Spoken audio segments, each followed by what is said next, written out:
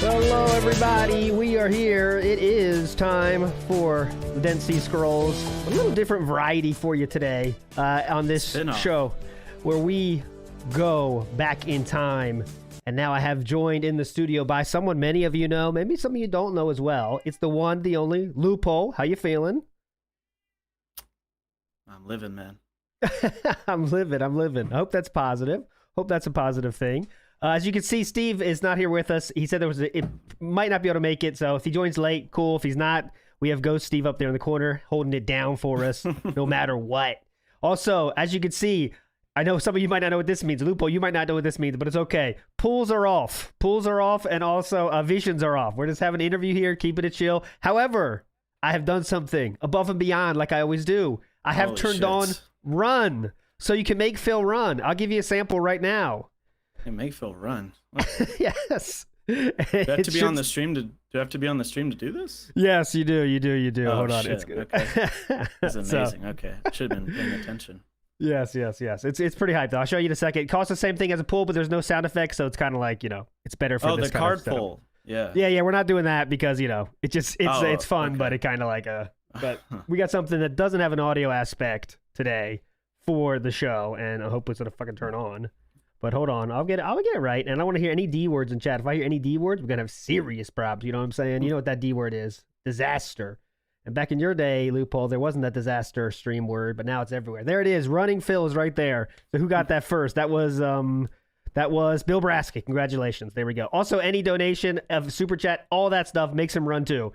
So there you go. And you can also use crystals on that. But anyways, enough nonsense. Tomorrow we're doing a Let's Endure, 10:30 a.m. Eastern Standard Time, of Shadow of Mordor. That's going to be tomorrow on this channel, so see you tomorrow with Lefty and with Snood. That'll be tomorrow. But let's go. Let's get into it with Loophole, the legend. And I'll tell my story first, Loophole, if you don't mind. Many years ago, I was watching YouTube nonsense, and I saw this How You Don't Play. And I was like, I don't know who this guy is, but... he's interesting, and he plays games very poorly, and it's kind of funny. And then Which one was it specifically? It was Metal Gear, the first one. The first one. And I said, this guy's cool. And then, it's kind of a thing. I see it online, I see it, and it's like, whatever. I see it online, I see it in my recommended, I watch it, that kind of thing. Then I found Let's Endures. And Let's Endures were, it's like this How You Don't Play, cool. But then it's like a group is watching it, and I was like, okay, I guess I'll give it a shot. And then it was like, for me, that was the funniest shit ever. That's how I really got into Phil, watching Phil, the whole Detractorverse was from that. So that's how I heard of you and know of you.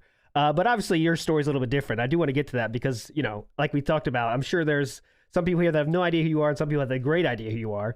So I want to ask you, though, first, before we get into all that, okay, how about Loophole? How did you find the Detractorverse and all that nonsense, and when was it? How was it back then? Right. So, I mean, I was always on YouTube, man. Like, even as a really little kid, I was always watching YouTube and, like, getting into, like, game videos and stuff like AVGN. That's, like, how I broke into watching YouTube. And eventually, you go down the rabbit hole. You keep staying afloat in that space, and eventually you came across DSP, who was, already notorious by the time I found him, which is like 2012, I believe. It was he was still doing the camera stuff, and he didn't explode in popularity in the way he did. Like he was still like he was doing his thing, and I always just thought it was very strange that his personality was very strange. He's just like trying to be like a blue collar schmuck or whatever, trying to react to games while recording his TV off of a camera, you know? So yeah, I got sucked into that too. I didn't like revere him like I did like James Rolfe or anything like that. Like I watched him because it was funny sometimes to see him rage and fail and all that stuff. Okay, so you kind of started as like you were kind of middle of the road, like not a fan, but kind of like not. You already kind of thought he was a douchebag. Oh yeah, I mean you can tell just immediately. I mean, he's always been the same, and he'll always just like go further in his little insulated rut, you know. Yeah. So he's always been like the prick that we always know. Yeah.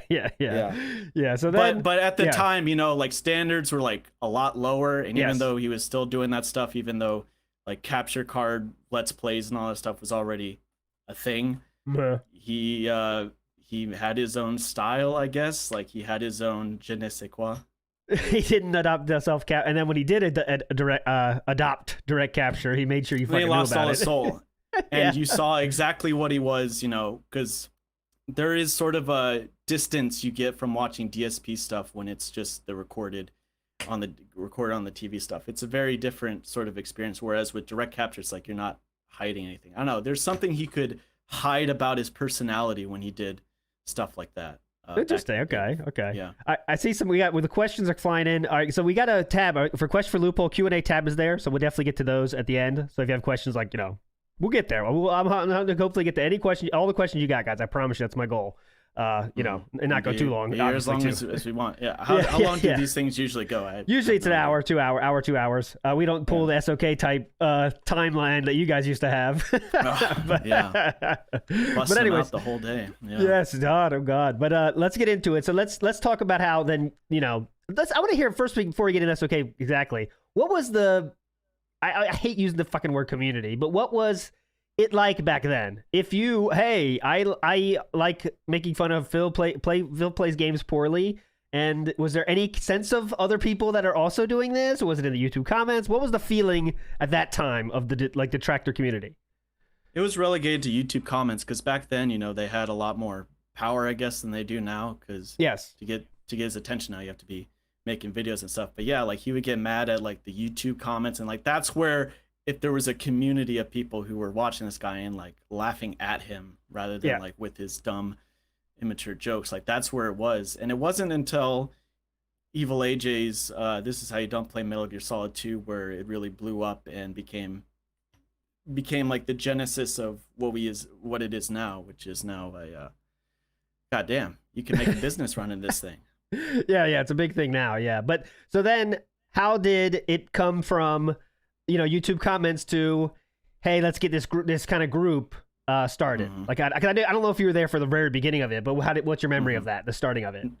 No, I remember during because Metal Gear Solid was the thing that made him infamous. Like that's what got the eyeballs on him, and that's like what really, because that video is just for its time impeccable as far as like showing off like his worst attributes and qualities, not just like how he plays video games and stuff, but like his attitude, his personality, his lack of care towards like the artistic stuff in games. And it struck a chord with people, and then it blew up into something that became the Kojima World Order, which was like a meme that he did during that playthrough, right, and that's there. like something he repeated so many times. And so of course people latched onto that, and it's like, hey, we are the people that are laughing at you, and like you are like the epitome of like a bad taste gamer or something like that.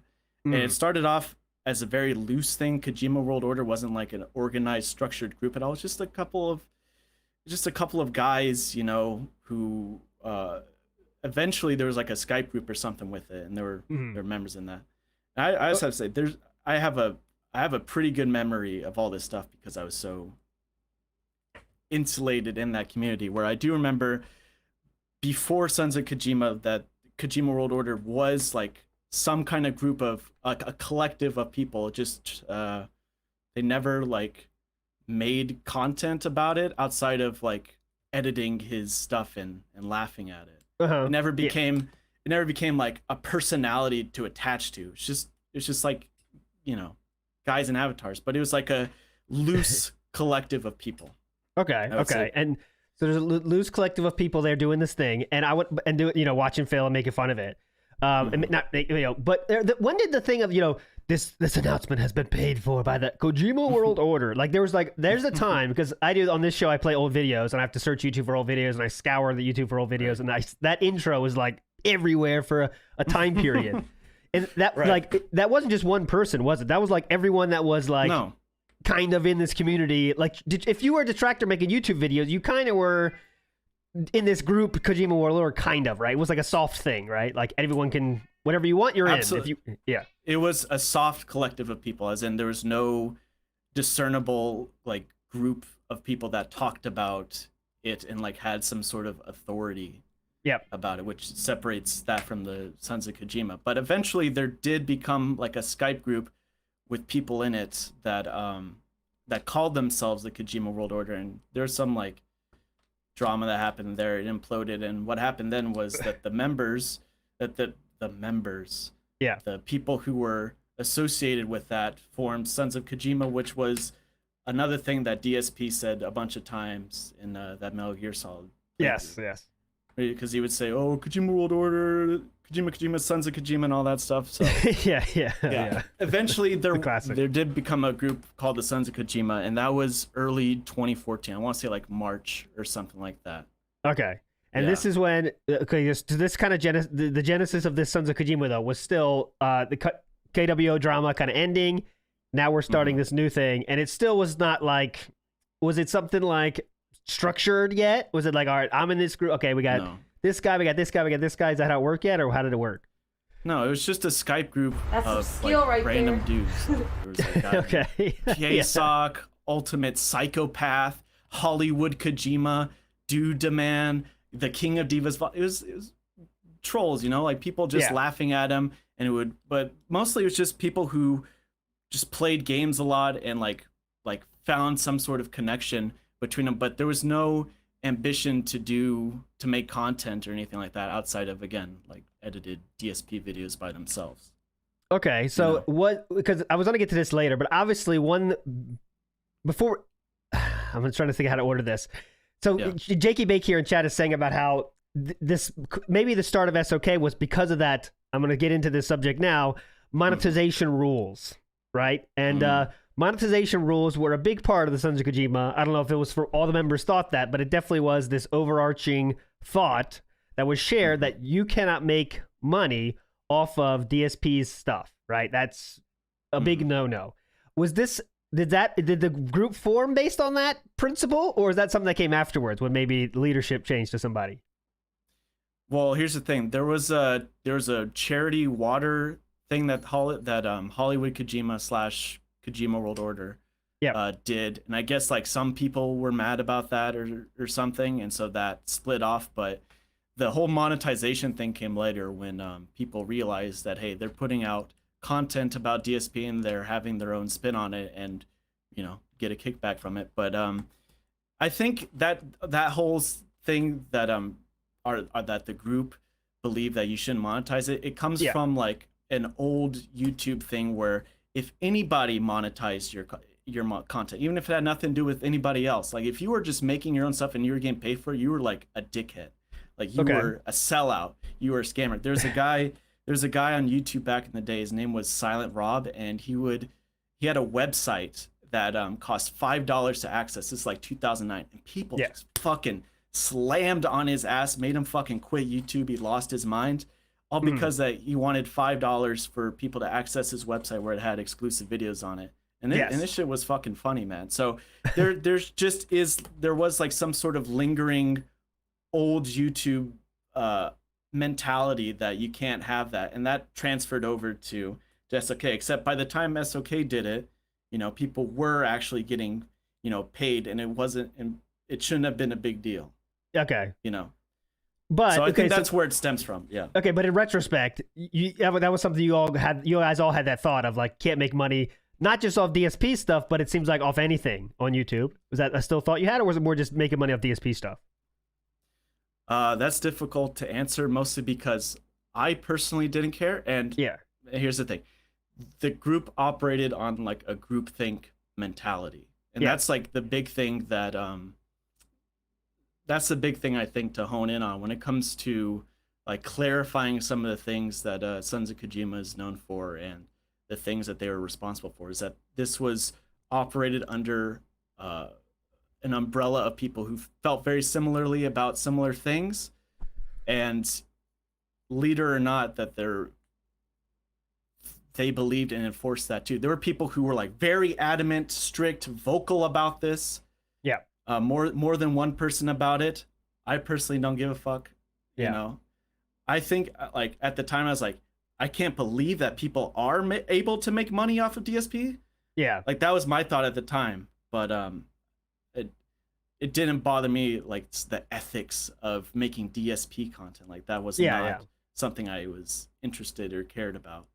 So okay, so let's talk about how then. Obviously, everyone knows Fred Fox. That's the person everyone remembers from the thing. That's the name. So I want to ask you then, how did he become like this leader figure, right? This like shady dude that runs everything. Because I don't know if that's true or not. You can tell me, but it seemed like he was the leader of everything, calling all the shots. In retrospect, we can think that. But what was it like then? Was he the leader of everything? Was he the one that decided all the shit, or what was it in your experience, Loophole? Well, okay, so very quick story time. Yeah. The way I got into Sons of Kojima, I was on DSP's friends list. I was done with DSP. Like watching him, even ironically, I was like, dude, you're just a fucking idiot, dude. So I went in. So I was on his friends list, and he was playing the Destiny beta. I was able to just like join his group while he was doing it. I don't think he was streaming at the time. This is like July 2014. And Destiny beta. This classic clip. Yeah. Yeah, classic clip. Can I go out with your daughter Panda Lee in a couple of years, you know? Yes. And it sent him off on a little fucking fizzy, and everyone's like, oh my god, Loophole, you are so fucking awesome. Please join our group, the Sons of Kojima. It's like, okay. And at that time, all the people that I said were in it, K-Sock, Ultimate Psychopath, Evil AJ, the King of Divas, Dude Man, and Renegade. And it was just like, it was mostly just a chill group where people just like played games, talked about Phil, of course, but yeah. About a month later, there was a guy. Here's a little bit of DSP lore. I don't know how deep this goes. Maybe this is like just common knowledge. But there was a guy. His name was Wise Nate, or Kane Bringing the Pain. Does that ring a bell? Maybe. Keep going though. He was a guy who he's a guy who made a video about Phil in like 2014. Yep. And he went off on him and all that stuff. And for some reason, DSP saw this video and wanted to like talk to him or something. So I don't know how this happened, but Wise Nate, who was like a detractor, I guess, a proto detractor, I guess, had a podcast with DSP, and everyone thought, oh my god, you have the chance to talk to DSP. You are not a fan. You're not trying to suck his balls or anything like that. You're there to fucking, to dig deep into him. And what came out of that was like a really softball interview. Yes. That was like, you're talking about Hate Live, right? This is the Hate Live incident. No. Okay. Because I don't remember what it was. I think DSP came onto Wise Nate's channel or Kane. Oh, he went on a different interview. Okay, got it. Yeah. So this is like a rare thing that hadn't happened until the side scrollers thing recently. Where he comes onto another person's podcast. But anyways, he gave him a softball thing. And people like the group I was in and other people on like Twitter and stuff, they were roasting Kane Bringing the Pain or Wise Nate because of how I remember that. Yep. How pointless of a endeavor it was. And at some point I remember getting onto this. It's like, hey, Luke, we'll go on to it and like talk about it. I don't know why, because I really didn't have much to say. But in that post podcast he had with Phil, I talked to Wise Nate, and in the chat of his Twitch chat, Wise Nate's, was a guy called Fred Fox, and he was going off on Kane. Wise Nate, I'm just gonna call him Wise Nate. Yeah. He was going off. Yeah. he was going off on him, and the chat's like, and then Kane bringing the ping. He's like, well, yeah, buddy. Well, how about you get up on this Skype chat and we'll talk about it? And Fred Fox did, and that was the first time anybody heard of him. And he made a splash because he totally fucking dug into him with, you know, his manner of speaking. That yes, it's interesting. It's interesting how he's a good way of speaking, right? He is a good speaker, yeah, for sure. Yeah, because you know, during the time he was in college doing like political science stuff, so he knew his way around debates and stuff like that. So he fucking tore into Wise Nate. Yeah, and at that point, in that group, I was like, well, let's fucking add him into it, right? Because if you did anything notable about this whatsoever, you got, you know, just thrown into the group like, hey, welcome. Pat on the back, Sons of Kojima, baby, let's do it. That was that was the mentality. So I think August 2014, like a month after I came in, we got Fred Fox in there, and then just slowly over the months, more people joined in. Moogle, Jay, Moonman, just a whole bunch of different people until the group became really big, and ambition started flowing in our little group thunk brains. And, and that's where it all set off. Okay, cool. So that's a good rundown of what happened to get started. Now, so it seems like it started like, hey, let's just make fun of Phil. But I know you guys did more, let's say, we're not against the ops, as we say in modern detracting times. Right. Ops, you know, is like messing with him. So, like, can you talk about the levels that went to of ops? Because there's some, you know, a lot of the ops that we all know, if you know, lore masters from Phil will know that there is a lot of ops that might be because of the SOK. How many ops do you? I mean, I'll throw one out there. Like specifically about DSP, right? Yes, DSP. Yes. Before we get to the other members, let's talk about just what to DSP ops, right? So let's, for example, if DSP can't go to Leanna's relative's wedding because of some threats that he said was from the SOK. DSP thinks is from the SOK. What do you think? Disappointingly, I think that the SOK's actual influence on DSP, like directly, is a little bit overrated.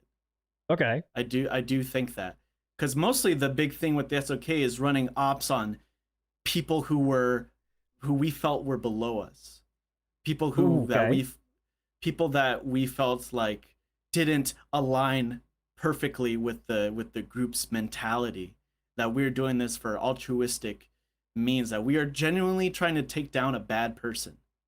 But so that sounds fucking crazy already, right? Doesn't it? Like now. It absolutely fucking does. It absolutely fucking does. So like, when did it turn to that kind of craziness? Because that sounds crazy to me. It seems like if anyone said that now, everyone would be like, what are you talking about, dude? You know, but like, how did that happen back then? How was that not seen as crazy? Were you all kind of just in your own world in the sauce too much, you know? Feel the adulation or what? Absolutely. You know, how'd that go? Well, here's the thing. A lot of us were either young, we were very impressionable, we were very, let's just say, like, sheltered, I guess you could say. So we were very easily influenced and susceptible to groupthink, and to doing all that. And the thing is, like, our things that we did to other people started around the time Fred came, but again, like, I joined a month before him. So I don't really know all about that, but like, we had incidents with people who were DSP adjacent, either fans or haters or like people in between. That's the thing. There were a lot of people who were just like in between. It's like, yeah, I enjoy watching him and all that stuff, and he's a bad person, but you know, I think it's funny or something like that. Because there was a guy named Ghosthead 85. This is a deep cut. Yeah. He was a guy who messed with one of our own. His name was Carl. He was a dude who like showed up on camera, and his thing was like, he had his feelings about DSP on like a whiteboard or something like that, and he was like, I don't respect like what you do or something like that. Anyways, Ghosthead decided to like mess with Carl's wife or something. Like he photoshopped a picture of his wife. Like, he did some fucking weird ass shit. Yeah. And so what happened was, this is what set the precedent for like all of the people and like what do you call it? Headbutting that went through that when it came to people outside of our little cult, was that that we came to him. We found the problem. We are going to address this as a group. We're going to bring all of our men, our whole squad, and we're going to fucking tear this motherfucker down for daring to go against us. Just to recap, you're just tearing down someone because they made fun of someone in your group. Well, Photoshopping their wife is fucked up, but they did that fucked up action, and then it's like, all right, all hands on deck, boys. We got to get this guy. Yeah, absolutely. And that had nothing to do with Fred, because Fred wasn't there. The call that we did with him in 2014, Fred wasn't there, and that's like the earliest memory I have of us going against somebody that we felt was against us or whatever. Okay, so this is just like gang style, online gang style behavior that is now starting to take place even before Fred Fucks was a part of it.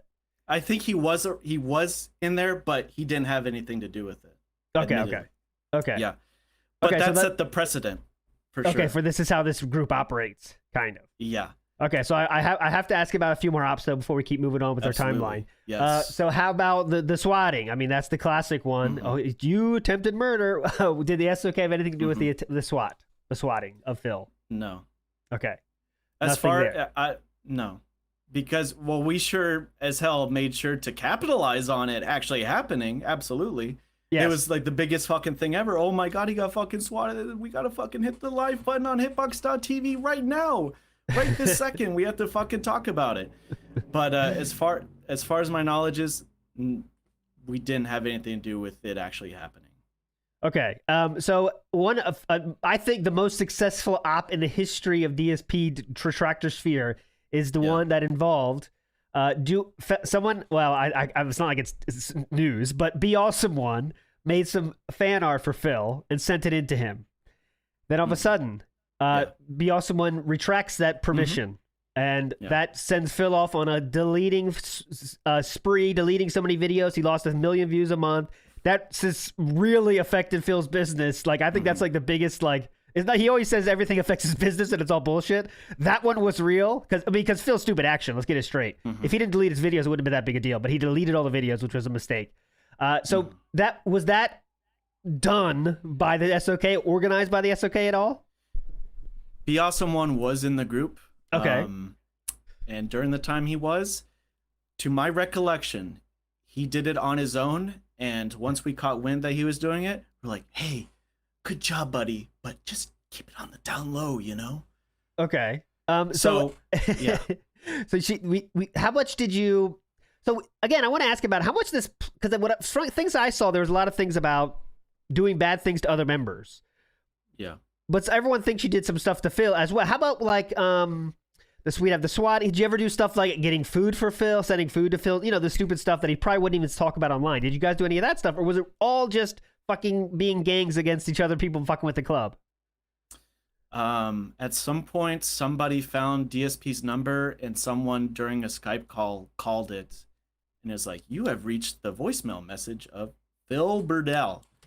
Yeah. And that was it. So I don't know if it was like a dead phone number or something, but they called his house or something. I don't know what house it was. I don't know about that, but I remember they called him. But nothing like sending pizzas to his door or anything like that. Because here's the thing.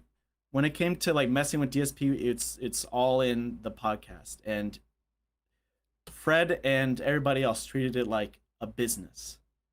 Like, hey, we need to make sure that we have this topic that DSP did this week. Let's write it down in our little Google Doc to talk about on the podcast.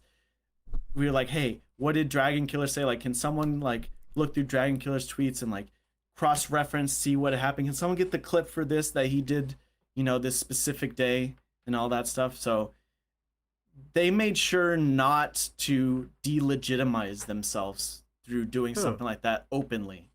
Okay. But that's as far as my knowledge, because eventually I fell out with them, came back in, fell out with them, did stuff like that. So I don't know every single thing because I wasn't in there the entire time. Yes. I had a couple months breaks or something, or I tried to get away from it and I came crawling back because I loved the attention.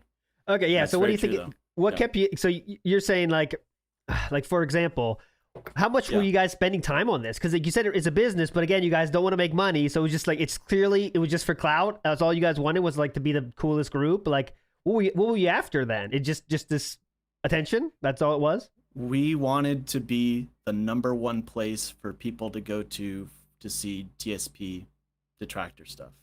Okay. That's what we wanted it to be. And everybody who was on board for that stayed and made their personalities known. And as a group, we all did it and we really enjoyed it.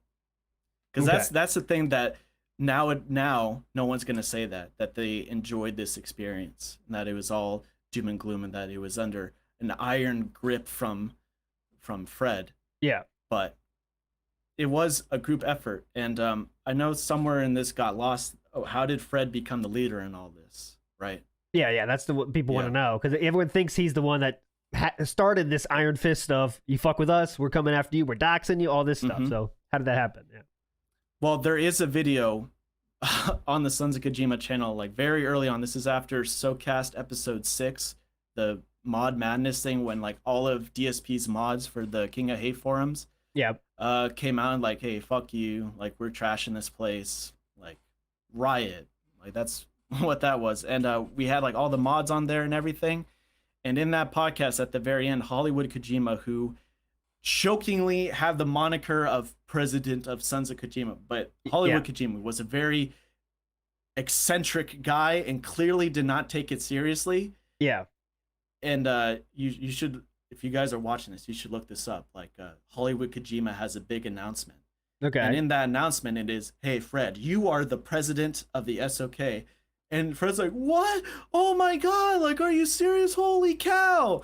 Like total like canned reaction. And at that point, he was de facto president.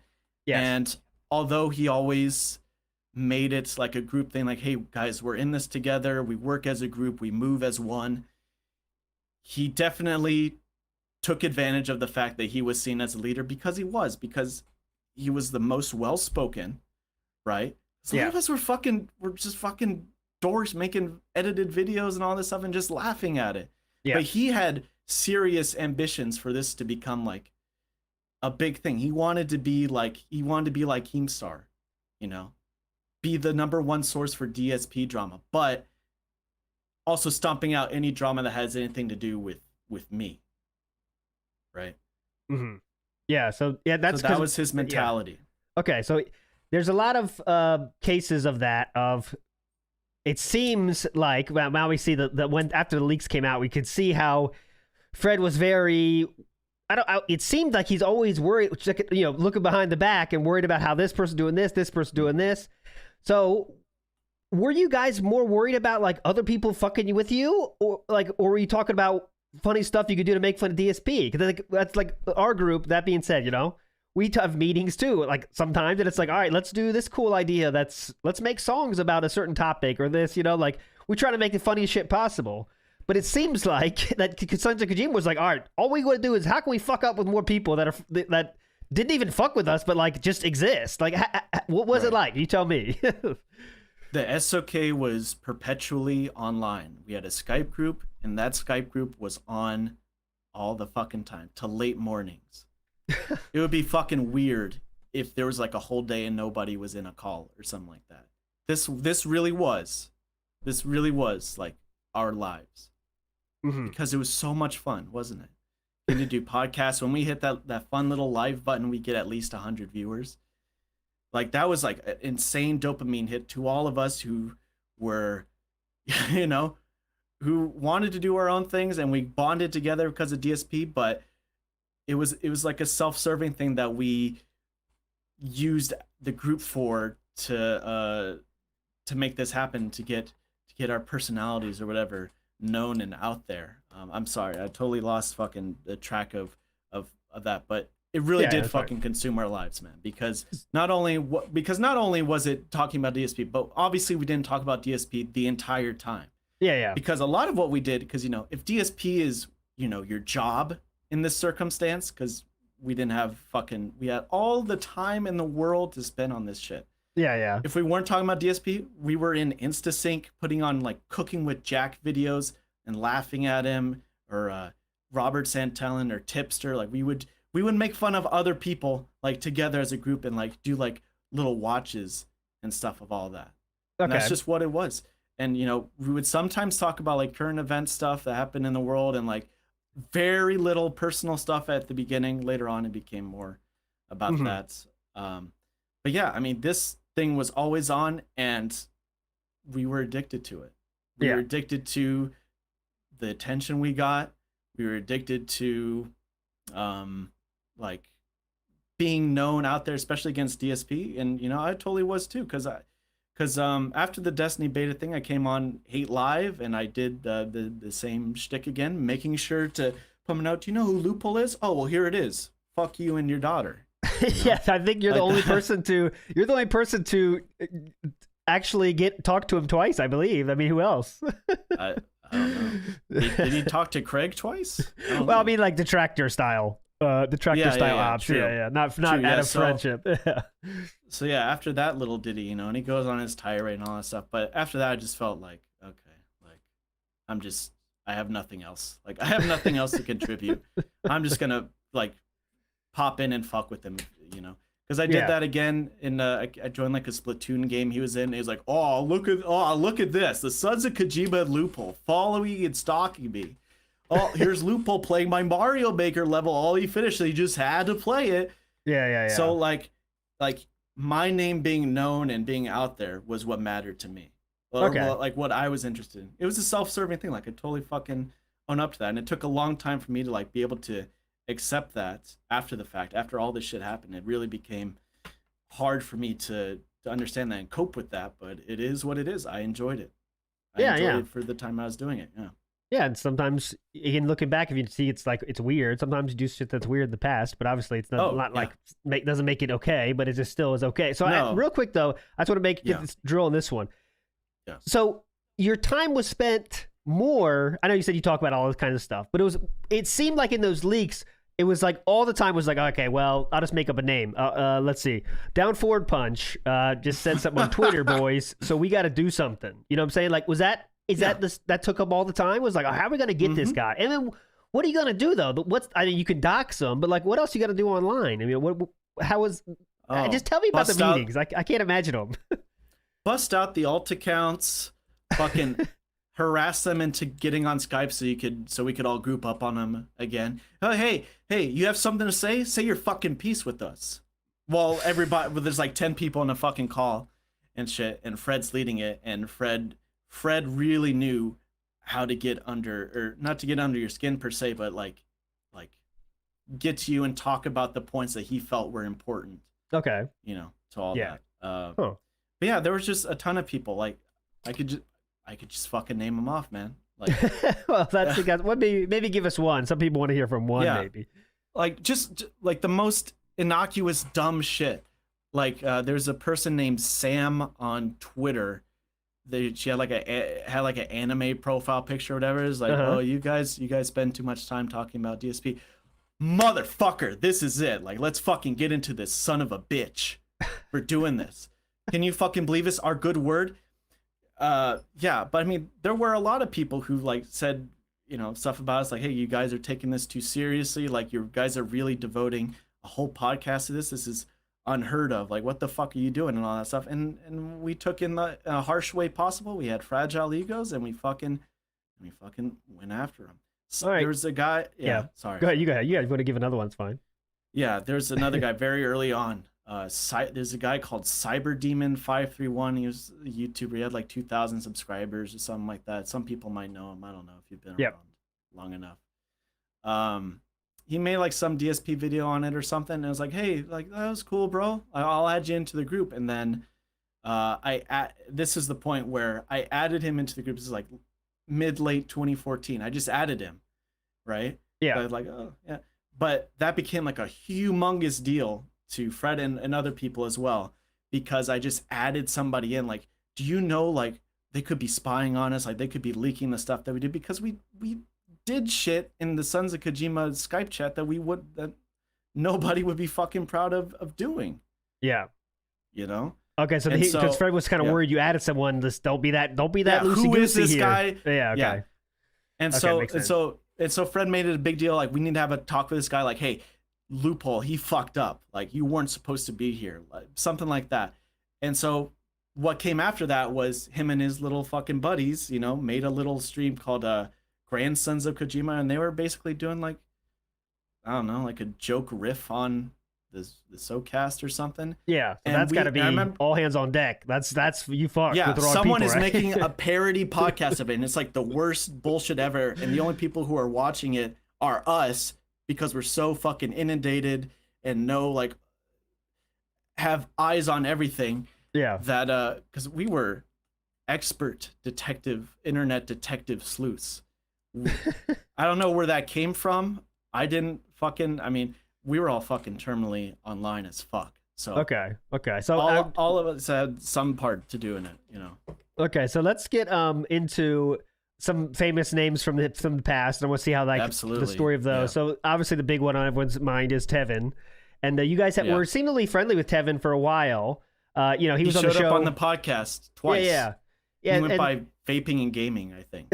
yeah, and he was on the show, but Fred had a problem with him big time, right? Because of his stature in this community, right? Like he was a big dog, arguably bigger than, I don't know exactly the size of you guys' audiences, but he's the biggest single person for sure.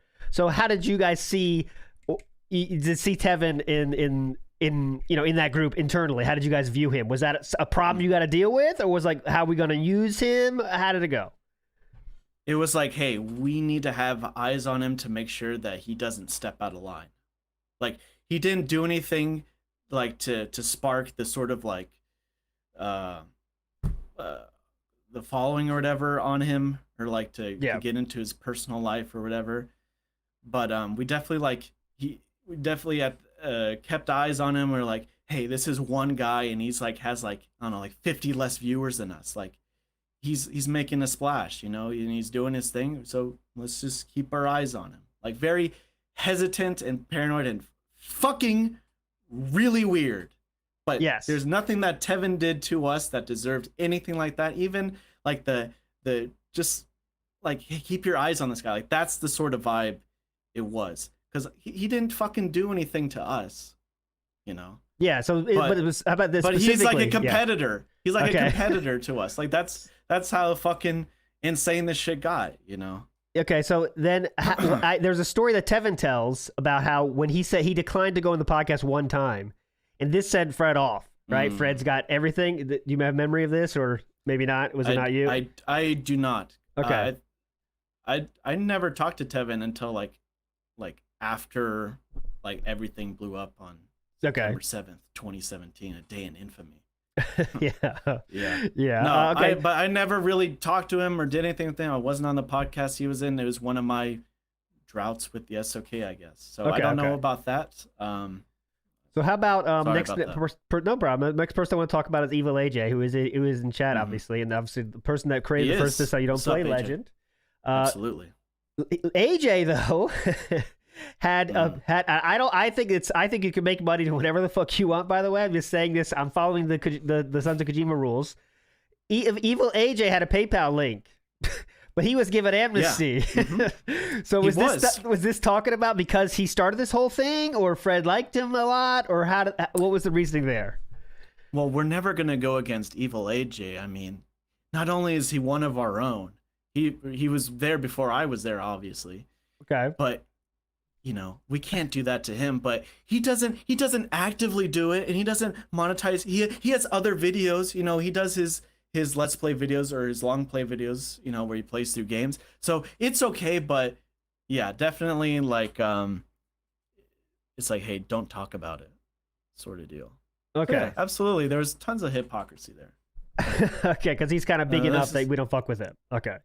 Yeah, but here's the thing. Fred had his own ways of like getting back at people, even like while trying to make it like a positive, like not actively like going at you, trying to fucking hunt you down. But he had ways of like humiliating you a little bit, and you know, because he started a thing where like, yeah, because AJ speaks, you know, he talked in the group, he was, you know, a part of it, and he really didn't give a fuck, which he's like the cool guy of the group, you know, because he just didn't give a fuck. He was just along for the ride. He was like, yeah, okay, guys. But Fred really, and we all jumped in on it too, we really like we did impressions of his voice. We made memes about him getting pizzas shoved in the door and all that stuff, and like in his voice and all that. So we fucking, at the time it was like, hey, we're just ripping on you because you're a buddy and all that stuff. But I do think like now that there was some sort of trepidatious reason for that and all that stuff. So and there's plenty of other examples like that. Yeah. We could get. What I want to talk about, if it happened to you personally, one of the podcasts I was watching, they showed a clip of you playing basketball when you were younger, and it's kind of embarrassing. And you are legitimately shocked by this, right? Like, how did you find this thing? How did you find this clip that you don't? It's obviously embarrassing, and they kind of secretly found it.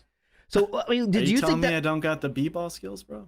So are you telling me like that? How did you feel then? Because that's like, okay, dude, you have to search to find that kind of, right? Like, it's not something you just happened to see, right? So like someone searched for that, found it, and played it, and then you were shocked. So how did you think that day about your boys, I guess? Yeah, well, this was as early as episode 3 of the SoCast, and this is at the very end. You can look back on it. And yeah, I was shocked because I used my real name for the Vine account that I made. Because it was a Vine, right? That's the original platform where that video was uploaded. Yeah. So using my name, they found it, and I didn't think twice about it because I was like, it's funny. I'm a fucking dork. Yeah, but here's the thing, man. Like, as early as episode 6, me, King of Divas, and Dude Man were like, we separated from the group.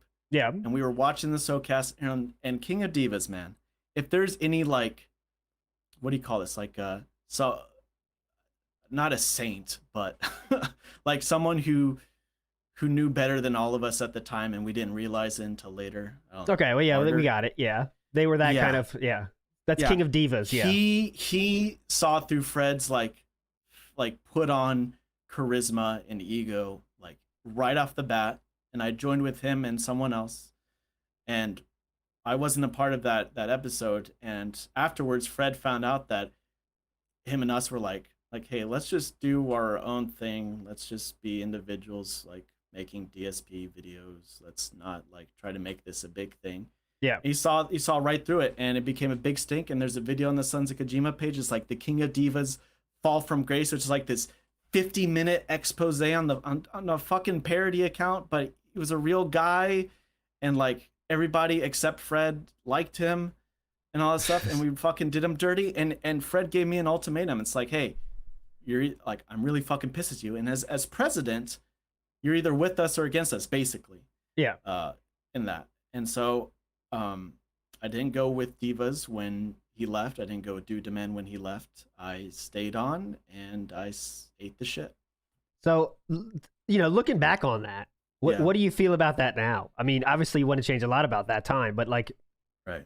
What do you feel? What are your feelings now about those times, I guess? Because there's still some more stuff we're going to get into, but I just want to know you just explained the story beautifully, but how do you feel about doing that? Like, what is it? Is just the thing you did when you're young and dumb, or what?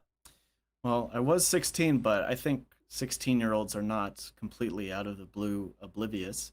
Mm-hmm. Of course, I stayed because I wanted to continue, like, because the SOK were going up and up and up. They just did this amazing podcast where they had all the former King of Hate forum members doing all that stuff, and I wanted a fucking piece of it.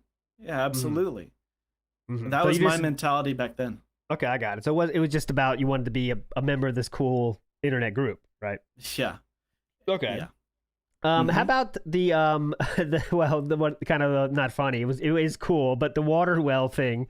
Was this grandstanding just to hold your place as we don't take money for DSP, we only do it for good, or what was the idea of the water well?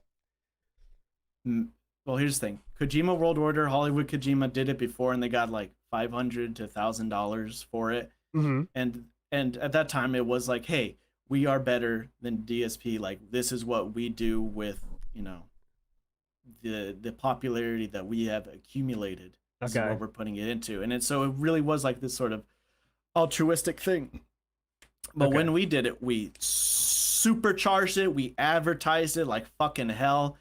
Like, we have $1,000 limit. Oh, it got to 1,000, 2,000, 3,000, 5,000, 10,000. Keep bringing it up. Basically, to do this exact same thing as last time, but amplify it the fuck up. Show us the power. It was about power. Yeah. It was about, we have the power to do this. Not only are we raising money for Africa, if we get to $10,000, we get a well with a placard of our name etched into it. And so all the African kids can see the placard and say, Sons of Kojima. It really makes you tear up when you look at it, doesn't it? You should look it up. Yeah. Super autistic altruism. That's absolutely what it was. Okay. So, yeah. I have to ask also about how long did it take? Did you feel inside, like when you're recording calls and shit? Like that was just all over the place. It seems like from what I've collected in my information. Did you guys just think that's a normal thing to do and record calls with people? Like I'm going here, I'm going to record them. You like get orders to do that kind of stuff. What did you think then about that? Oh yeah, we did it. We did it. Whenever there was a call with someone who had brief with us, we had it so we could have the evidence of it later. And we certainly didn't tell a lot of people that we did that. People to like Burnout, people like Starwind, people like Puck15. Like the names fucking go on and on. To guy called Mustafa, people like fucking Jonathan Ross, Jesus Christ. Yeah. I mean, it became a norm. But here's the thing, like that's the thing. The Sons of Kojima became the norm. And whenever I was online, like that's what online was to me. And it's really fucking freaky to think about, but that's the honest to God truth is, it became the norm. I don't remember if I specifically did it. I certainly knew that people were doing it. There's a guy, Nomad. He was infamous for being like the call hoarder and things that we would do during the Skype calls, the really icky stuff. A lot of stuff I really have pushed out of my mind.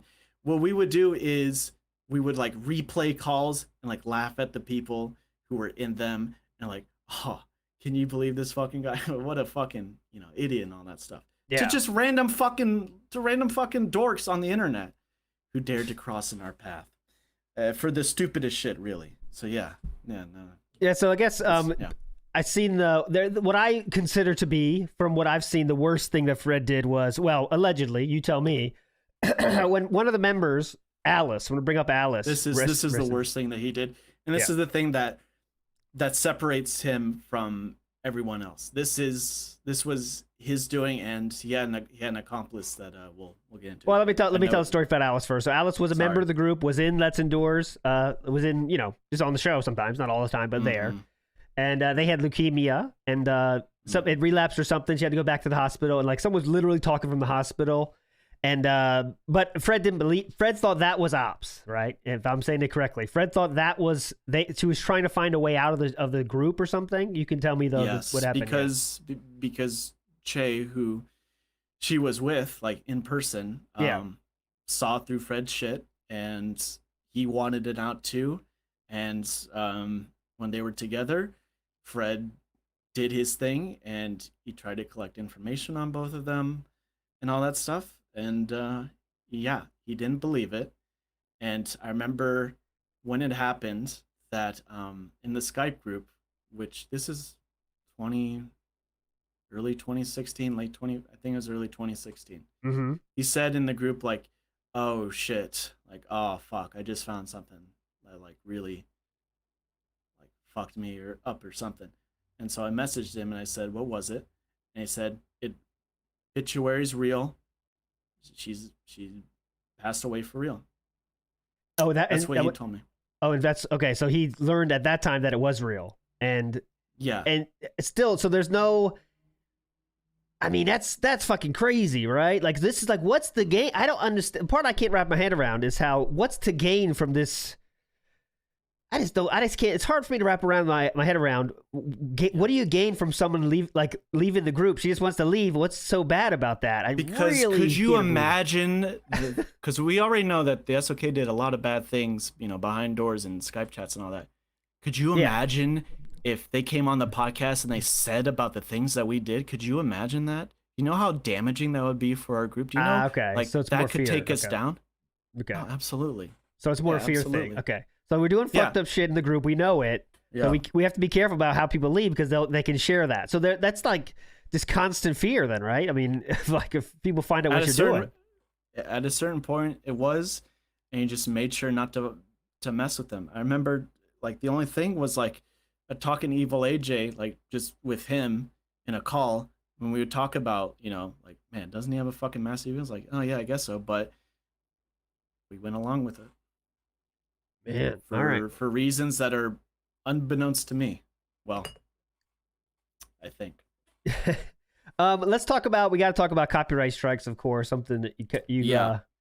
So that was another tool, let's say, in your toolbox of fucking with people. Also with DSP, and DSP did it with you. I know you have history there, but let's talk about, you guys used the copyright strike tool as well, right? In this kind of reign of power, right? Well, Be Awesome one, definitely, that was like the successful op, I guess. Yes. Mm-hmm. Okay, there was no other. You did the other channels, I don't remember right? Specifics. Sorry. Okay, you did the other channels too, though, right? Like, okay, they're fuck with us. We copyright that channel, or no? Is that? I don't.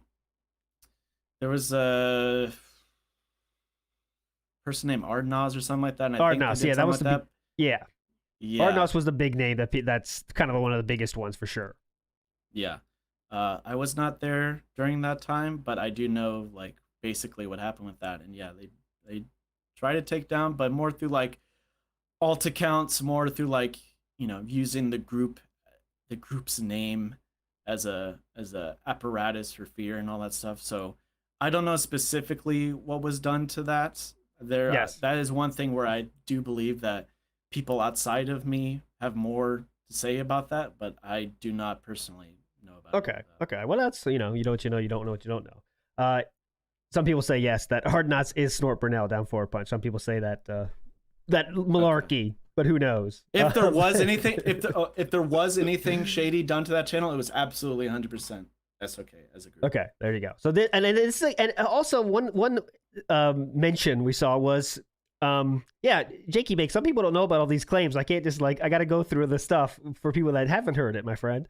How about when Fred, which is a famous leak, was when he got unfucking followed on Twitter.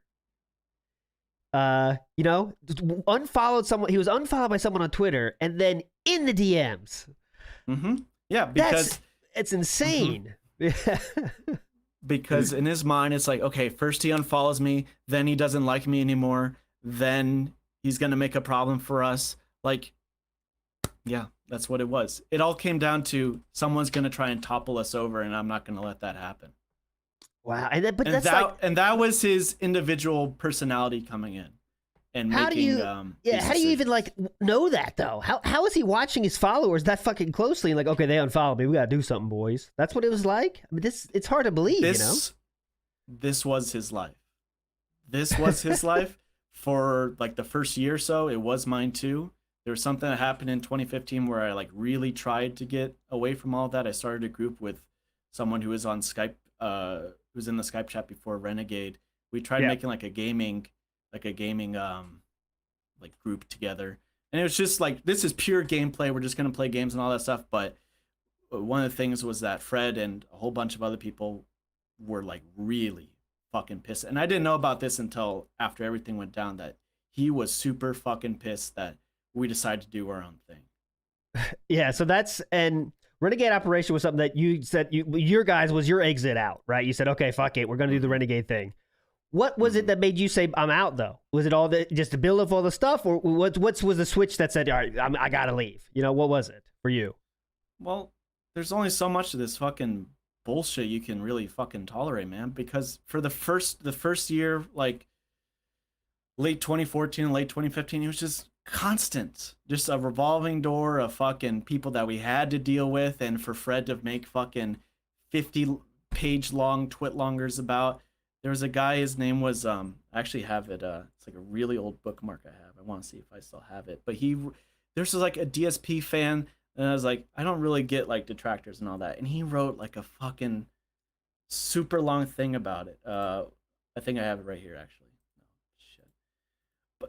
But yeah, that's what went on. If anybody was separating themselves from SOK or had a problem with it, he would absolutely take it to task as he didn't want cracks in this perfectly constructed little ball of insanity that he helped to form.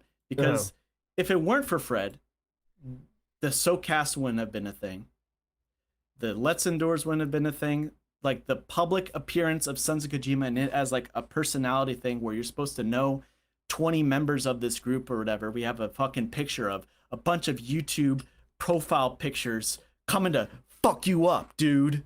Like the Sons of Kojima like banner picture. Yeah, that fucking classic, shit. yeah. Like, yeah, so much power in that. Yeah, it was a power thing, and he had an innate sense for if shit's gonna go down, like they're not gonna take me down. Mm-hmm. Mm-hmm. And so even then though, like, did you have any trepidation about joining that other group? Because like Renegade Operative was very even in the final, I think one of the final SOK things you ever did, you said like, sorry for not joining right away. Was that for fear of the whip of Fred Fox? You didn't want to join right away? Were you kind of scared of what would happen? Because you know he can do crazy shit. Well, what happened was I messaged Renegade about it to do like a gaming group because I really just cared about like playing games and shit. Like at the end of the day, like that's what I want to do personally with my own time, especially like after a year. So September 2015, I messaged Renegade about that.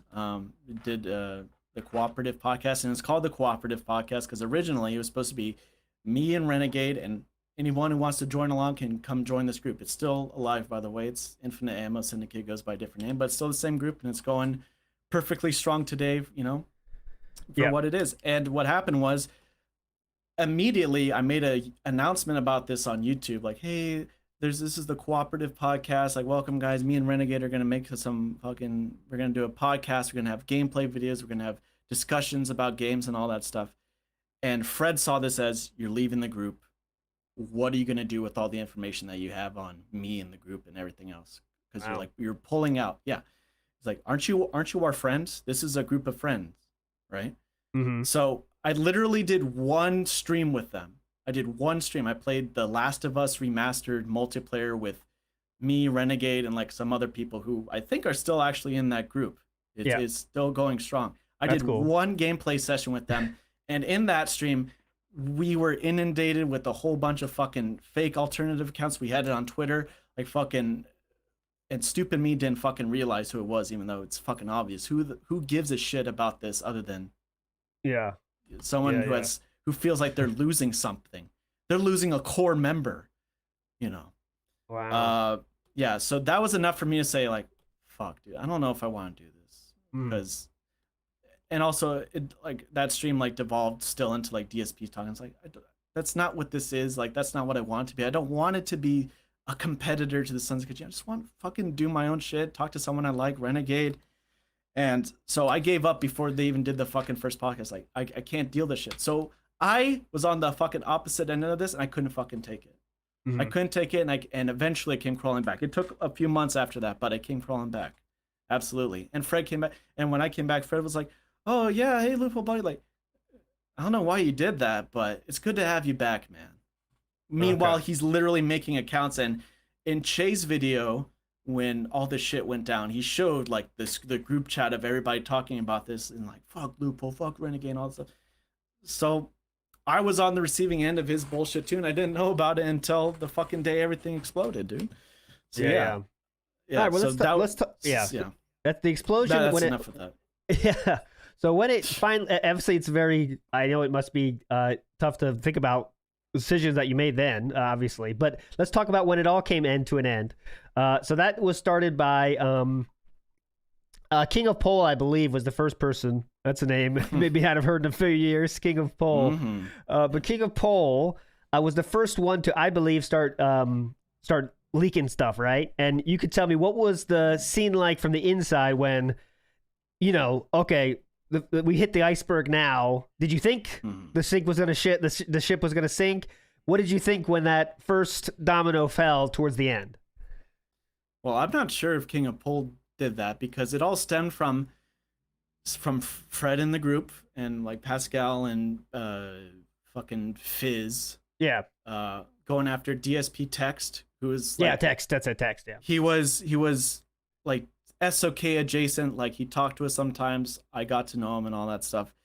And they went after him for having a DSP emote in his Twitch chat. So therefore monetizing DSP content. Yeah, so think all about that. monetization This whole shit, thing, real quick. This whole ending came because someone used. This is one of the most crazy things about the whole story. Is the whole ending came because someone used a emote of DSP's face, therefore making money, which is the golden rule. But yeah, go ahead. Sorry. No, so Fred didn't say anything about it because he had his friends to come check out DSP text and make sure that everything was okay. And hey, are you really monetizing that? Are you really? You know, that's kind of like not kosher, dude. So, and that DSP text was, he wasn't friends with King of Pool, but like King of Pool was on his fucking dick or something.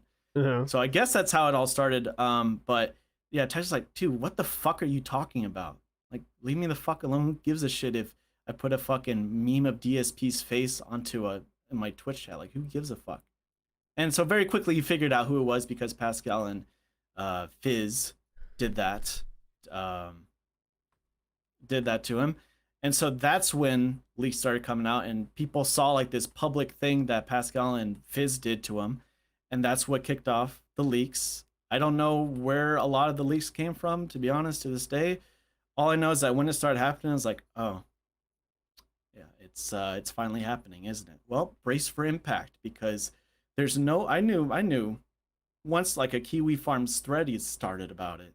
It's not going away, guys. So I remember like it was just like a couple people at first, and looking back at the chat, because I wasn't really doing this stuff at this point. I was in college and worrying about my own shit. So like late 2016 to around the time that it imploded, I was less of a part of it. But I do remember like going back and looking at the chat logs and being like, man, Kiwi Farms is on our ass. Like, you really fucked up, Pascal. You really fucked up by making this a public thing and all that stuff. You know, so he blamed one of his own, and eventually just snowballed into, some people found some exhaustive, like you can't argue against them, damaging leaks that really, like, you can't go back from this. You can't come back from this sort of stuff. Yeah, there's some of those stuff where it's like, all right, but so that timeline right here, right? So you're not really into the group at that point actively. Were you still like in the Skype call, like available to talk if you wanted to sometime on a not busy college day, or no? I see the Surfside thing when I ate the Surfside. That was like my last hurrah, because it was clear after that point that like I want to do like big fucking stupid sticky events like that where, you know, I do gross stuff or I make an ass out of myself, whatever. Because at that point it was clear like this is not gonna like, the content is not gonna diversify. This is what it's gonna be, you know, going forward. And I just knew that like my time with this is like officially ran out. So I would pop up after that time. I would show up, like if I didn't have class or something, I might pop in and all that stuff. But at a certain point, new blood came and they, you know, ran the show with Fred, along with some older people and all that stuff. But I was sort of out of the picture by then. But I knew that once everything came out, that it was like, this is it. You know? Yeah. So King Jad sent me some interesting discussions between him and Fred, which are very interesting. I'll pair him on Twitter, I think. But yeah, so it seems to me that when this Fred is going so fucking nuts, it seems like you broke away at the end, though, when you kind of went to college, right? How was that leaving like, right? Because it sounds like if you leave, you're fucked. But did Fred just say, okay, you went to college, I understand that, he's cool with that, you leaving at that point? Like, how does that? Okay, because he's not pretty like much. You can go to college. You have that you're allowed to go to college, I guess. Okay. Yeah, like you have a valid excuse, like getting out of the military or something. Like, oh, you have a disability. Okay, you're free to go. Just, you know, don't be afraid to stick your face around sometimes. You know, sort of thing. Okay. But yeah, at that point, like he knew, like I was already fucking, you know, I was already like did my big fucking shtick. He had his laughs at me. He had his laughs at like other people who did stupid stuff, like Miles, who like did like a drinking milk challenge, and Faz, who ate like fucking 5 pounds of potatoes or some shit. So like it felt like my time there was really sort of done, and he was like, okay, you've been here for 2 years, you can move on. You're allowed. Okay. You know? Okay. Oh, we got a question. I'm new to Don't SOK be a stranger. But why wouldn't anyone check Fred and tell him to cut the shit? That's basically what I'm saying. But like Loophole already said, it's just your eyes are young guys. You're getting some attention online, which you got to feel good, and you got kind of cultish feeling here for sure. I think you'd agree with that. Oh, yeah. It's very cultish kind of feeling, and you have a very charismatic leader, kind of. That's what it comes down to is the charismatic leader thing, because obviously if you're in a group with a charismatic leader, you're going to follow their beliefs, because Fred, there's no question that he was the best spoken. He knew what he was talking about. He was very intelligent, and he knew what the fuck he was doing, and he had the ambition to move us on better. He's the one who got he wasn't the one to get Mr. Medicare on the show. That was DSP Text, but he was the one who facilitated a fucking talk with him, and somehow managed to not have Mr. Medicare laughing at us, at least in the beginning, because he came on again and he was like chummy with us, and it's because of Fred's natural charisma, which is totally canned and phony, but he still was able to have that that appearance. I gotta ask about Black Doom. Brought up a great question about Das bullshit.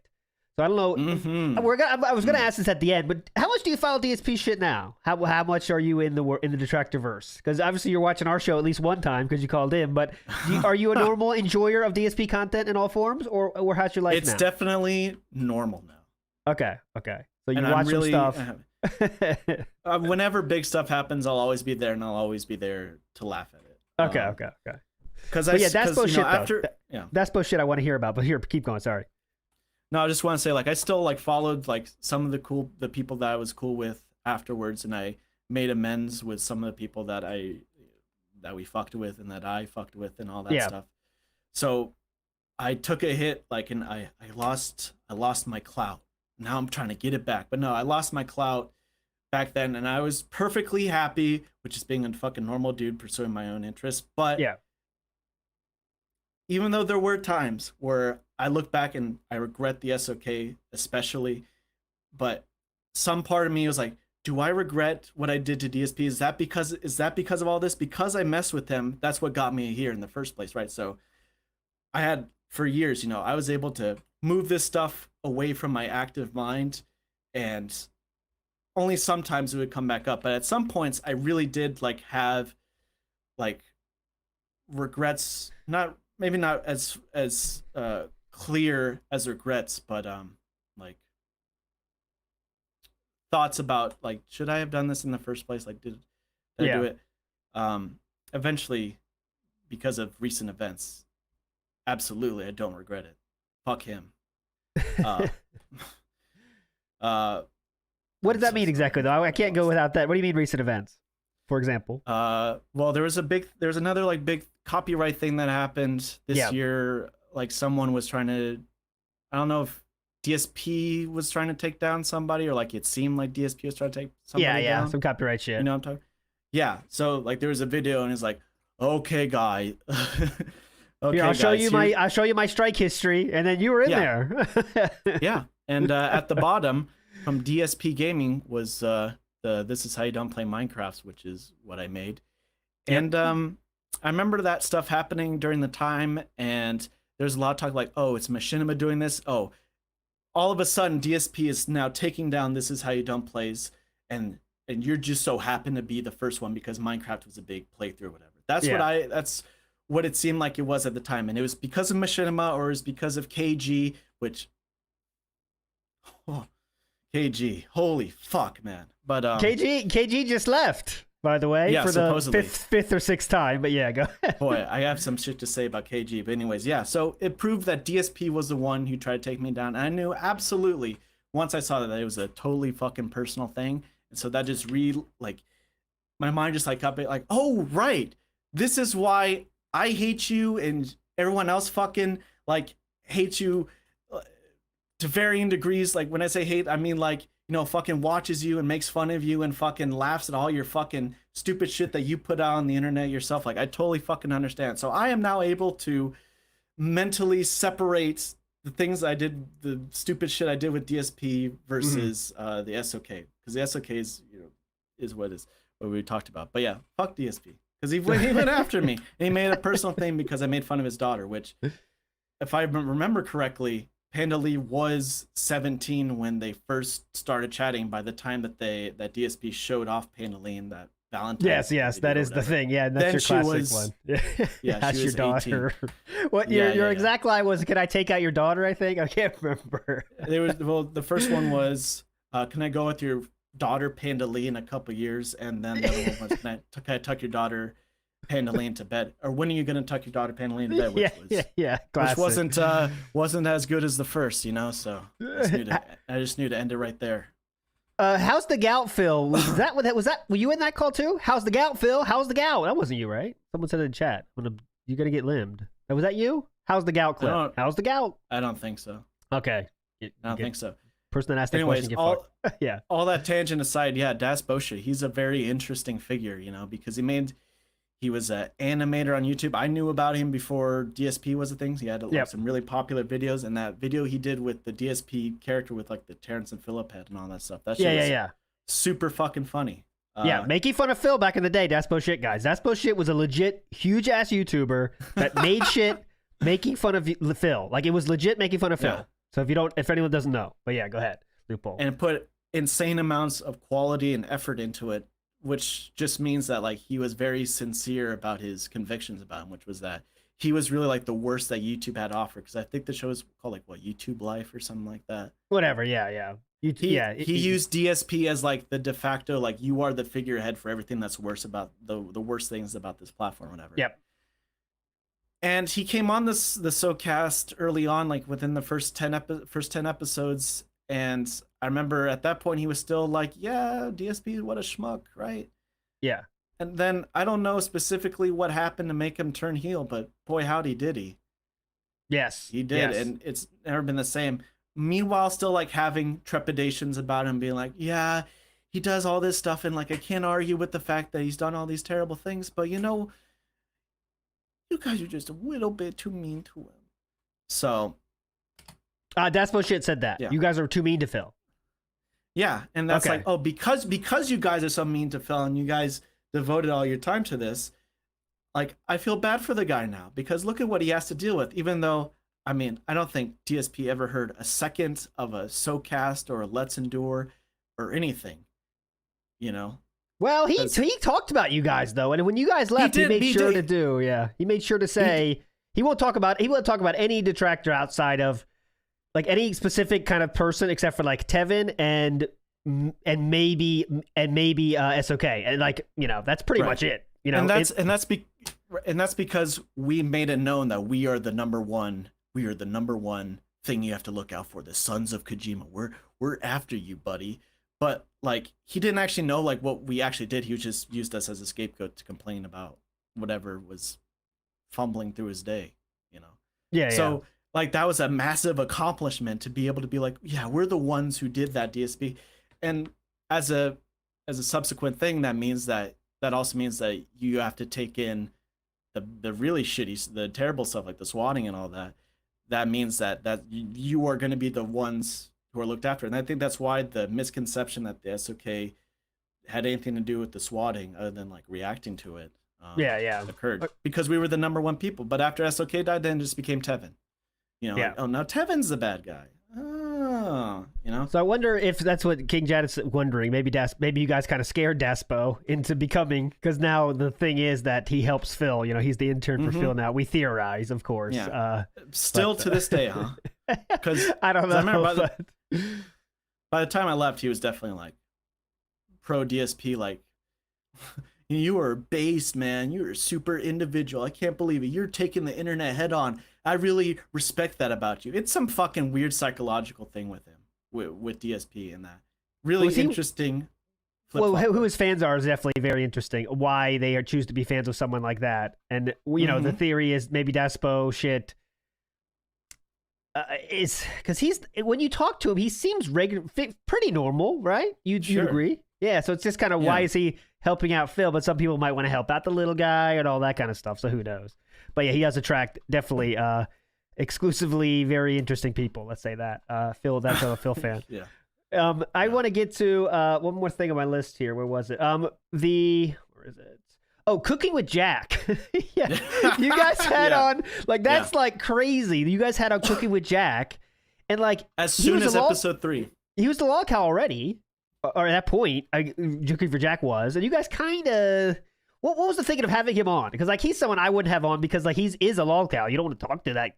You make funny shit about him, but you don't like interview him. But what was the thinking behind Cooking with Jack on the show? Yeah, so like before we even made our podcast, we were laughing at people other than DSP, and I don't know how we found Cooking with Jack. You know, we didn't fucking go on CK or anything and learn about that. We just found him like normally. Yeah. Well, because we did searches on stuff and like different stuff. I don't know specifically how we got to him, but we certainly did, and like many days late into the night, we would have to do a thing called jack-offs where we would watch Cooking with Jack videos and InstaSync, just like laughing at it and like learning the lore that he didn't expect people to pick up on about his son and his activities and all that stuff. But the thing is, like, compared to DSP, Cooking with Jack is a lot less of a reprehensible figure. He really is truly just like a schmuck, at least at the time, because he did do some fuck shit. Yeah, back then I don't know anything about him except he just cooks horribly. And it was just fun. I thought it was funny. The whole thing was he cooked food bad. He was the DSP of food because he fucked up everything. Yeah, that's what it was. It was as simple as that. And so we actually like genuinely enjoyed it in an ironic way, and so we had him on, and that's fucking crazy. That in the 3rd episode you just want to have him on, but he had no idea about like the irony behind it or like what he was really getting up to, but. Man, we sure did probably sound like fanboys if you listen back to that shit. Yeah, we had his fucking. Yeah. We had his son on a podcast like by himself when he was still a kid. Like, what the fuck? Like, that's kind of wild, yeah. Yeah. Well, I don't know. And we must have talked about the fact that we talked to his dad and like we watch his videos and like we brought up stuff. Bro, stuff like that. Like the actual shows that we did and like the people we got on there. That is like truly fucking insane stuff. Okay. I think we got to get some questions from the audience. So if you have any questions, please put them in. I see we got a lot of questions already, so I'll get to them, of course. Yeah. Some I want to talk about. So any insight on where is the one, the only, the Fred? Right? Any idea at all in your mind about where he is or what he could be doing? Is he still around? Anything, you go. No. So there were 3 incidents after he left the twit longer that he did on September 7th, 2017, a day that will live in infamy. Yes. There are 3 separate occasions, all within the same day after it, that showed that he was still around or that he was getting ready to pack it all up. Mm-hmm. He was, on September 8th, he was playing Destiny on his PS4 and someone clipped it. Like, oh, he's online right now playing Destiny while all this shit's happening. Must be getting his mind off of things. Yeah, clearly. There was a app called Periscope. It was like Vine but live streaming where you did like little short live streams. Yeah, and I did one where I threw away the SOK shirt because of course I wanted to. Get attention for that. As like a fun like fuck you, like fuck you, like all of the stuff that I did is thrown away in the garbage, good riddance sort of stuff. And I saw him on the viewer list. He was there, and that was after all that stuff. Okay. And then the live stream I did the day after, which had like Che going into Fred and all that stuff, when we had Null from Kiwi Farms and all that stuff, like the big final live stream we did to everything, like where we all just ripped on Fred and made it to high noon. Yeah. I had access to the Sons of Kojima YouTube channel, and I tried to upload that because I felt like, well, since we're all in agreement that we are taking this shit down to the shitter, why not fucking let everybody know about it, right? Because to this day, there are still some people like, what the fuck even happened? You just stopped uploading. Because people who aren't like into all of it, who weren't into Twitter and the Skype chats and all that stuff, like they were completely out of the blue with all that stuff. So it's like, well, here's the thing. Let's just fucking do this, put out as the group. This is our final like message, like fuck Fred and all that stuff, and let's save our asses in the meantime. Okay. But we had but I was uploading it, and during that time he canceled the upload and changed the password to it, and I couldn't get back into it. Okay. And he was the only other person I knew of that had access to the channel. Henry York asked a question I think I have to ask now. Where did that 1 year anniversary stream go where Che was calling out all the other people for just blaming Fred on everything? I remember that. Yeah. Mm-hmm. Was that on the channel? That was on Skunza Kojima channel? It was on, no, it was on, I think DSP Tech streamed it. Okay. And yeah, like a lot of members were like coming on to like, oh guys, wasn't that just a fucking hippity hoo-ha time? Fuck Fred, dude. Like, wasn't that fucking wacky hijinks and all that stuff? And Che was like, you guys know what you did. You guys should not be celebrating this. Mm-hmm. And you guys like know exactly what you did, and you guys are not innocent. And I joined him in that, but yeah, it was pretty fucking awkward. But I mean, for a good thing, because there shouldn't be any SOK reunion, SOK resubmergence. Like, the SOK is a historical thing that should be remembered for what it is. And at the end of the day, the things that were terrible about it absolutely triumph over anything that you may have had enjoyment over. Not to say that you couldn't enjoy stuff that they put out. I don't care if you do or not, if you find value in it still, because a lot of stuff that we did that was really terrible has nothing to do with the content, really. That's what I say. Because I mean, some people had a big problem with us adding. We had an award ceremony, like awards, fake awards thing. We said legends. It's clearly a joke. Yeah, and like you won, but some people really were issue with us bringing you up because of the bad shit you did. But my take on that, and I respect that opinion people have. My take on it is, just because there's bad parts doesn't mean you don't exist, And like, just because you win a stupid award doesn't mean everyone's gonna be like, yeah, SOK was all great, I don't think that's gonna happen. But what do you think? And viewers aren't culpable in that. Like, they're almost all the viewers that watched us, just like the the people who listen passively, who would just like type in the chat and all that stuff, who didn't get like super crazy. Like, there's no reason why you shouldn't be able to enjoy it because you enjoyed it personally, because that's what I say. So, but real for quick, the people I'm sorry, but for the people who made it, like, there's absolutely no reason to ever come back together under this name for the purposes of like reminiscing about the fun stuff we did, because it was just completely fucking inappropriate. Mm-hmm. You know what I mean? And there's been no updates. Although I will say one last thing about the Fred thing is that I noticed today while looking up a couple things to remind myself of, his channel is gone, and it wasn't like at least a month ago. Oh, okay. So recently deleted. It says it was terminated, so it got banned for some reason, but his channel is gone. Huh. And it wasn't like that recently, because and then I wondered, like, well, I saw you guys did the endure of his Scarface, This Is How You Don't Play, right? Yeah, they did. You guys did, yeah. I watched it recently, yeah. So right, you watched it like what, a week ago? Yeah, something like that. Yeah, I'm assuming it was still up.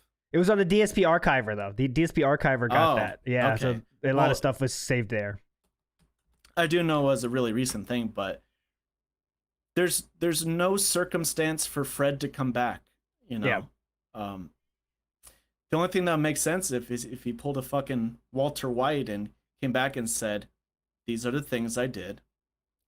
I enjoyed it. I was good at it. Yeah, and it made me happy." That's the only thing that would make sense about it. And then after that, I don't know. Yep. Fuck off again. That's the only circumstance Fred coming back makes any sense. And I think, like, for him, he knows that too, and he won't ever do it. Yeah, I don't think I don't think he'd come back. Oh, the only thing, the good thing about it is he didn't show his face, so he could like just come back and not tell anybody. But people would probably recognize it. But real quick, I want to ask you about what do you think about how the detractor sphere is now? What do you think about how people make content about Phil? Because it's way different. There's way more people. We got songs. We got stupid shows. What do you think about it now? Well, there's always like interesting, creative things to be done about DSP. After the SOK, I was like, oh. So DSP wins, right? So like he just gets to do with his stuff, but obviously not, because Sons of Kojima at the end of the day wasn't everything about DSP. Uh-huh. It wasn't. And even though they really tried to have that iron grip of being that, there was like fallout in the wake of that, but like DSP's still gonna DSP, and the people are gonna, find their avenue for that, and nothing about DSP himself changed because of it, and that's why I don't think that the SOK's actual impact has much really to do with DSP himself. It's just a DSP adjacent thing that is very interesting and has a shit ton of lore about it that we talked about today. Yeah, that's what I think too. I think yeah, it doesn't matter what we do, but yeah, so that's where like the legendary aspect comes from, because there's a lot of lessons to have been learned about the whole thing that happened with Sons of Kojima. Yeah. This sort of like group mentality sort of thing. I know you guys have a group, but it's a completely different thing. You guys have a really great vibe, and yeah, well, we don't do it no, professionally. yeah, it's a lot different. yeah, I know, but yeah, I don't really check it out too much myself because I don't know. I keep up with it now and then. I check back in. I have a couple search terms I look up now and then to see if anybody talks about it, if there's any like news sort of thing comes up about it. But I'm not super inundated with it. Makes sense nowadays. But hey, keep doing what you're fucking doing. Fuck yeah, we're having fun. We'll do it as long as we have fun. That's what we say. Real quick, this is a great question here, and I'm hoping you say yes, but I'm sure you're probably gonna say no. Was there any direct attempt from Phil to talk to you guys at all? Email, say, because there has been in the history of Phil reaching out to people. Did he ever do that to SOK in some reason, saying, guys, take it easy or whatever? Did it ever happen? Yes or no? I'm sure it's no, but I hope it's yes. When the King of Hate forums reopened in 2015, I think, the version that it still is now. Yeah. We all made accounts and we tried to play nice, like ironic nice with Phil, and he would talk to us through the forums and be like, I know what you guys do. Basically, like, you guys are like detractors and all that stuff.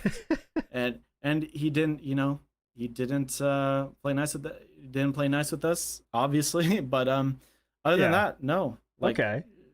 So we invaded his space, and he was like, "You guys watch your ass, or you're gonna get banned." Okay, that's all it was. Can't blame for that. At the end of the day, that's the power that we had over DSP.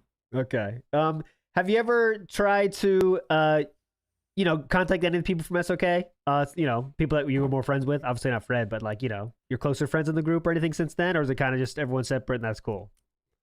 I messaged Fred with a bait response, with like a bait message a few years ago, and he didn't bait, obviously. So Moogle, I was like just in a stream recently, partly because of all this stuff, and we hadn't talked in a long time.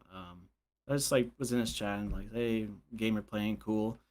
Che, we're mutuals on Twitter, but we don't really talk. Pascal sometimes like responds to shit I say, but there's a couple people that I still follow and stuff. But I don't really talk to anybody from that anymore. Just okay, let's understand. I don't look at it fondly. yeah, that's true. Yeah. How about this? Is there any ops that you talked about but didn't do? Any like plans or secret diabolical plans that didn't happen that you talked about? And that could be to DSP or to other people. Or to other people. Huh. I'm sure there is. I can't think of it. Okay, that's fine. That's fair. What we actually did, what was concrete that we did. That's all I can think of. Okay, that's fair. That's fair. So I know we talked about it a little bit, but this question makes it a little more specific, and I want to ask it. Yeah. You said Fred had a problem with Tevin. What was the overall group's feeling of Tevin then? Was it the same as, well, Fred tells us what to think, or does it like we all think he's cool? What do you guys think about Tevin in general? I never really watched Tevin or did much about it, but I do know that because Fred had, I'm not sure what specific issue Fred had with him, but I know that he did eventually, like 2016, 2017. Yeah. And I know that like people like fucking Fazzy and Fizz would group up on that, but personally, like I didn't really feel one way or the other. Okay. But he's a cool guy. Like he's still going. He's still going. Yeah, he's still going. He's doing his own thing, and good for him. And I never really had a problem with that myself. So yeah. Cool. How about this one? This is a fuck, marry, or kill. And the three options are Kat, Leanna, and Jenna. And I'm not sure if you know who Jenna is. Jenna is Kat's sister. If you know, that's really. I don't actually know about this. I know about Kat. Okay. Well, obviously, Leanna was your old love. Yeah. Leanna, you gotta stay with Leanna. I need to see Jenna. Okay, that's okay. That's a stupid question. If I no. I want to because I have an answer for the kill. I just need to make sure that Jenna DSP. Let's see this. Yeah, search. I'll give you the link here, Jenna. Okay. Jenna is a legend. She's Kat's sister, and she's on Instagram a lot. But I see. Is she one of those Instagram people, if you know what I mean? She's a OnlyFans enjoyer, utilizer. She was recently incarcerated. She was recently incarcerated though. She just got out. But let's not get caught up here. I sent you the link to the email so you can check that out and enjoy it later. Yeah, maybe have your own incident. Are you serious? Oh my god. Oh my god. Well, here's the thing. Kill Cat, because what the fuck? I don't even know what she does, bro. She's a lump on the log. How about this? Panda Lee, yeah. I mean... Yeah, Panda Lee. What are your thoughts on Panda Lee, your old love? The one you wanted so badly. Hey, now. Right. Yeah, go ahead. I would fuck her and marry her. There you go. Both. Double team in it. Hey, real quick. Have you ever kept... How about Sammy Samosa? If I say that name, what do you think? Remember that, gentleman? Sammy Samosa? Absolutely. Yeah. The great debate. The great debate he had. He was a Phil fan that tried to delegitimize what you guys were doing and all the tracks were doing. He was a character. But any memories of Sammy Samosa? Yeah, I remember, of course, the podcast they did with it. I listened when they happened. Yep. I never got to. I think Fred was the only person who talked with him, which I know makes it seem really sussy. And there's like a conspiracy that is like Che or something like that. Yes. But it really was just like some fucking wacko. So I mean, what you saw with Sammy Samosa is what you got, but boy howdy, didn't he get the last laugh? Yeah. How about was that staged? 33's asking, was that staged? Sammy Samosa interview. To my knowledge, it was not. It was legit. Yeah. How about Moogle getting blamed for the Sammy Samosa disconnecting on the call? Some King Jad. Yeah. So that was the 100th episode, I think, and he was mad at him. I don't. Yeah. Yeah, but I mean, like, the dude was a flake. So I don't really know. But obviously, he fucks with Moogle a lot too because Moogle was like the streaming guy, and if anything went wrong, he would obviously like, oh, come on, Moogle, and he would doing like a joking voice, but then after the fact, he would be fucking like legitimately pissed at him because of that, because we ruined a great debate that could have happened, and instead we had to talk to Mr. Medicare, which didn't go so great. There's a call about that. Yeah. There's a call with him on that. That was like right after that happened. So yeah. How about where was it? There's a good one here. Oh, this is extremely important. You know the incident, obviously. Are you team load or team no load? And I'll tell you what that means real quick. I am team no load. Yeah. You're assuming if he finished. Yes, that's the debate. I personally do not think there was any finish happening. It was a very frustrated head throwback. Nothing came out of his person. What say you, Loophole? This is a huge question. Everyone's wanting to know your thoughts on this. What flag do you fly? The infamous thing is that, right? Yeah. But I think the very last gesture he does is like that. Yeah, that's true. So, I mean, that I don't know if someone can study that or not, but I think he did. I think he did come. I think he did, and I think because he sounded pretty good, like coming back until he learned that the camera was on. Yes, definitely. Oh, I'm definitely pig-splaining the load and no load. Damn right. Gotta explain that. That's good. No, I remember that. Yeah. Okay. Real quick, if you could talk to Fred, right? Let's say Fred's listening, because he might be. Who knows? Who the fuck knows? I'm not going to say that. Oh, we definitely watch it or any of that bullshit, because I don't fucking know. But what would you, if you did see him, if he does back, what would you say to him? Anything?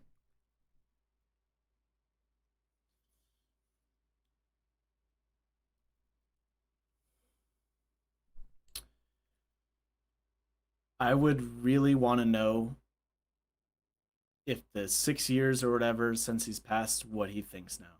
And it's as simple as that. And learn from that. It's as simple as that. Like, it has to be that basic and direct and to the point. Like, what do you feel about this now? Because in his Twitlonger, his final message, he said, I'm going to be thinking about this a long time and being with friends and family. Well, have you changed? Like, do you understand what you did and the things you caused for other people? Like, do you regret doing the shit you did to me?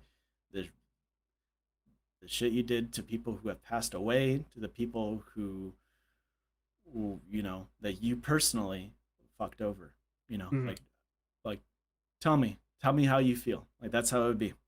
And that's all I have.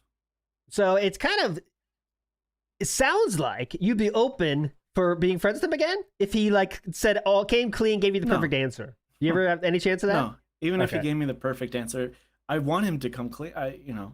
Like I said, the only way it makes sense is if he admitted to it and he says why he did it, which of course is it made him feel powerful, made him feel good, and all that stuff, and then that would just say everything, and it would let any skeletons out of the closet be a snapshot of what it is.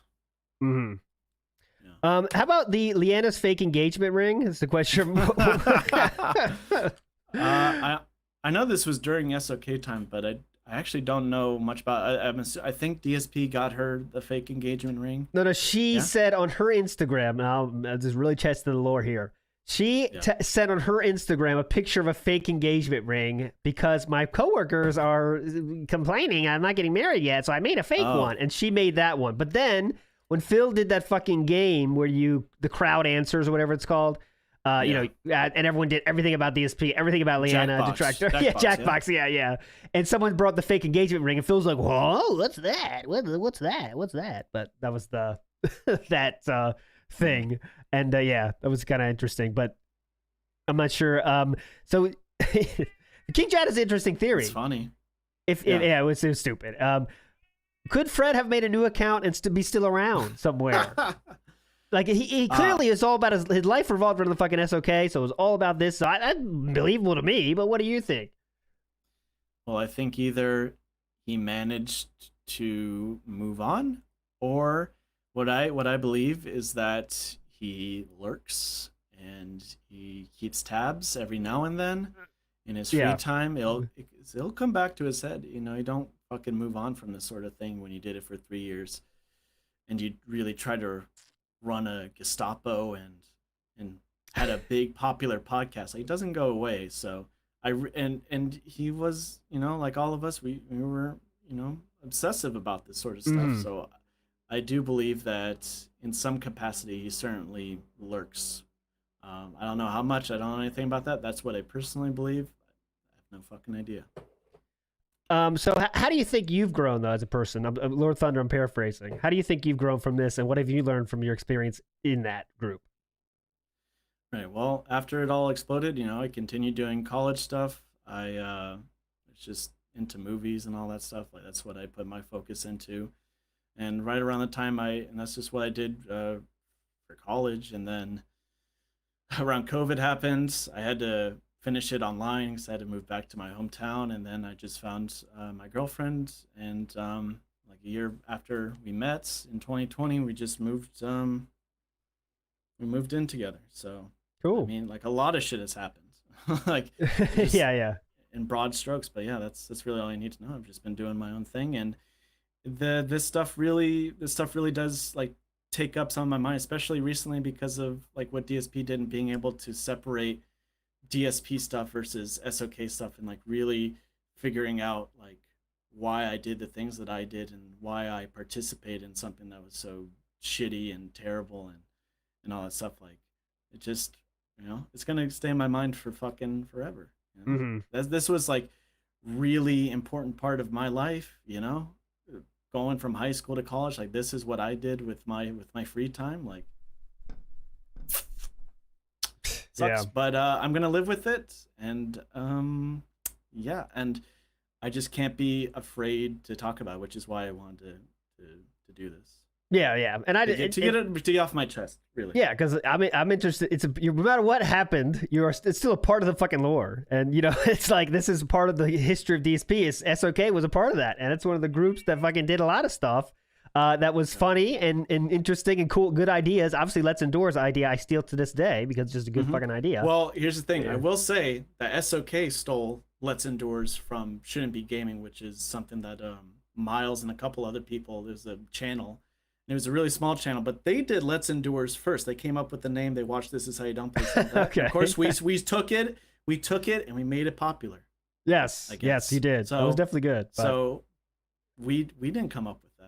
Okay, so I'm stealing from them. That's totally fine. But yeah, so I would say thanks for coming on, man. And obviously, absolutely, you volunteered to come on. I hope people say you're chasing clout or whatever, and people can think whatever the fuck they want. I don't think you're doing that. You just wanted to share the story. I think it's interesting for me to hear from this as someone that knows what the SOK was about, know how fucked up it is, also understand they made interesting shit, and that was interesting and funny, and that can exist, guys. You know what I'm saying? So. Right. I think thanks for coming on is all I can say, Loophole, and good luck with whatever you decide to do. Good luck with it, and you never know at the DSP world what can happen. You might SOK might be coming back in some form in a different name and different group. You might be making content someday, my friend. So you'll never know. Oh, we'll see about that. All right, but you're a legend. Everybody watching, you guys are legends. Thanks so much for being a part of this, and thanks for coming on again, Loophole. Stay cool. And we got Be Awesome One says big ups to Loophole. Thanks. See ya.